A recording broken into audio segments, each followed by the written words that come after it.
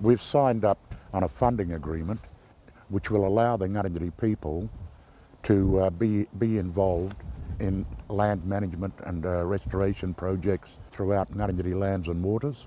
What we've done today is celebrate what is a landmark agreement that's been reached between the state government, Commonwealth government, but importantly the Ngarrindjeri Nation, to provide funding of $4.7 million. That's in addition to the $1.1 million that came out of the early works program for this region. It will be used to employ expertise in the area of heritage. We believe, and Ngarrindjeri leaders certainly believe, that to solve the problems Indigenous communities face and to provide a real opportunity for the future, it has to come from the Indigenous perspective. If our young ones don't have this information and this knowledge, then really what reason does the state have to talk to us about our interest in the area? The outcome you get from that expenditure of money is not only going to advance the health and well-being of the Ngarrindjeri Nation, but the work that's being undertaken in caring for country. And it shows that it can be done with the goodwill of everybody if everybody pulls together. It's a long-term recognition of the work that Ngarrindjeri people have engaged with the government, the local community. And I also acknowledge too that what we're celebrating today is 5 years, and there's time well beyond 5 years, and that working relationship needs to continue beyond that time. One of the things that Ngarrindjeri have argued for decades now, we can go back through many generations, is for Ngarrindjeri to regain control of their lands and waters. It's going to enable Ngarrindjeri people to actually build capacity, employ people, train people, and be able to look after their lands and waters into the future. We said we are tired of being managed.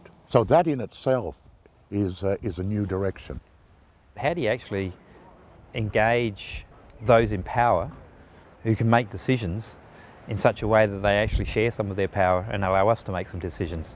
It all come about through our new approach of dealing with government under what we call a Kungan Ngarrindjeri Yanan agreement, which means listen to Ngarrindjeri people when we're talking.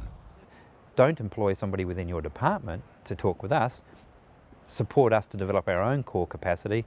It's actually about building us and our ability to engage, not your ability to engage with us. It shows a way forward for other communities, but with specific local contexts. If we want people to care for and work on country, the most appropriate people are the people that have been doing that for thousands and thousands of years, and that's our First Peoples. In this case, it's the Ngarrindjeri Nation. And I think if you look back, 1995, the Royal Commission into Ngarrindjeri people's traditions and beliefs, people were virtually declared culturally extinct. Ngarrindjeri people are not extinct, and they have a role to play in their own futures. Ngarrindjeri make clear that we have a cultural responsibility to care for country, and that cultural responsibility comes within the philosophy of the Ngarrindjeri people.